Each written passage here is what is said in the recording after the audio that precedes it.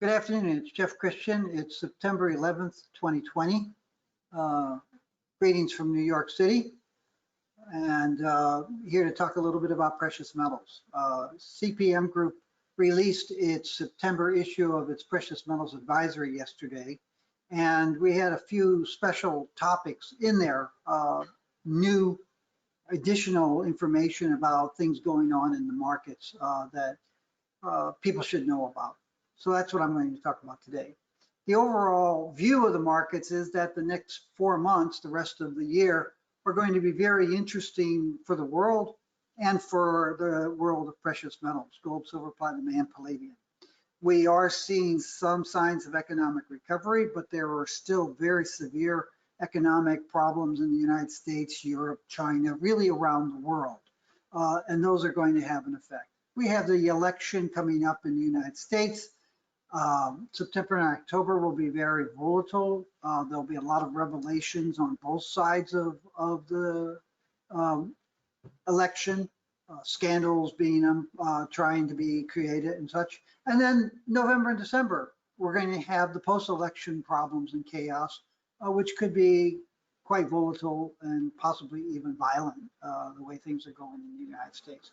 Meanwhile, Brexit is moving forward. The British want to now break their treaty with the EU. The EU says that's not very nice of them to do, and we'll have to see how that shakes out, not only for Britain, but also for the rest of Europe.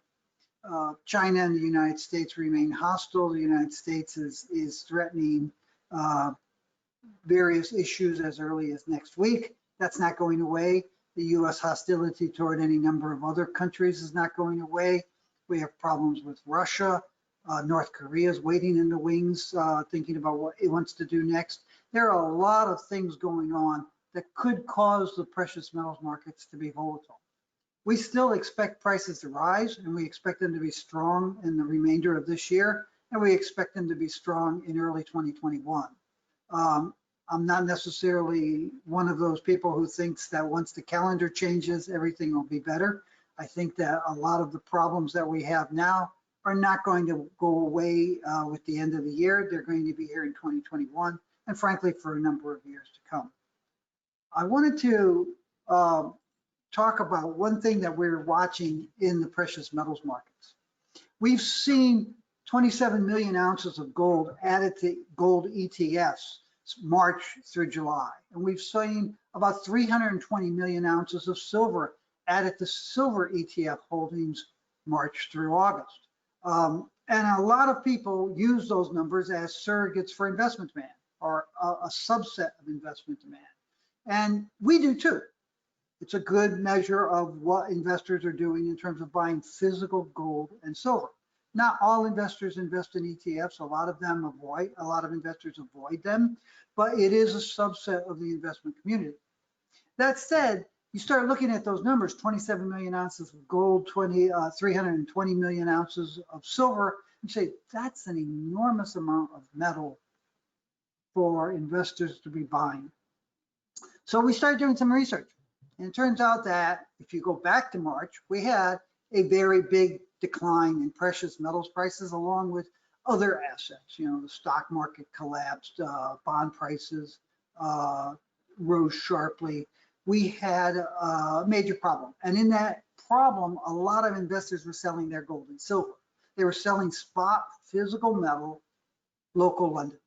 And that depressed the London price and led to even more. I mean, we had record amounts of gold and silver in London bank vaults and in Zurich bank vaults and in New York bank vaults at the beginning of the year. And the records got even bigger in March when all this metal came into the market. And this is at a time when bullion banks are basically being told by senior management to pull back from bullion trading. Banks are closing their bullion desks. And all of a sudden, these banks are taking in metal by virtue of the fact that they're market makers, they're buyers or sellers, and the buyers of sellers or sellers of last resort. They're taking in metal that investors and others don't want in March and really over the previous 3 years, and they're not finding ready sellers. They hedge their purchases on the COMEX futures market, which is why you saw this big spread opened between the London market, which was glutted with physical metal, not glutted, but oversupplied or heavily supplied, to be honest, and the New York futures markets. What we realized is that some of the gold and silver that bullion banks and dealers were buying in the physical spot market in London, March through July, has been sold by those banks in exchange for ETFs shares. So the bullion banks, which had more gold and silver on their books than ever before in history, took some of that gold and silver and sold it for ETF shares. So when we look at that 27 million ounces of gold ETF additions and 322 million ounces of silver ETF additions, not all of it was investment demand. Clearly, investors were heavily involved and were buying a lot of metal via the ETFs as well as other ways. That was clear in the price. But what was also clear is that the investment demand was not as high as the ETF additions would lead one to believe. We're still bullish on gold and silver. We still see a lot of investment demand, but we're tempering that bullishness and our view of how much gold and silver actually was being bought by investors. We're continuing to do the work to try to come up with good estimates as to what portion of those ETF additions were bullion dealers versus what you would call bona fide investors. And we're going to be working on that going forward so that we can adjust our data accordingly. But it's an issue that people should know. It's good to be bullish, especially given everything that the politicians are doing for us in the United States, England, China, Russia, and around the world. It's good to be bullish, but one has to temper one's bullishness by the realization that maybe the metrics that people look at are overstating the amount of gold and silver that investors have been buying. That's my comment for this week. I'll talk to you next week. Have a good weekend.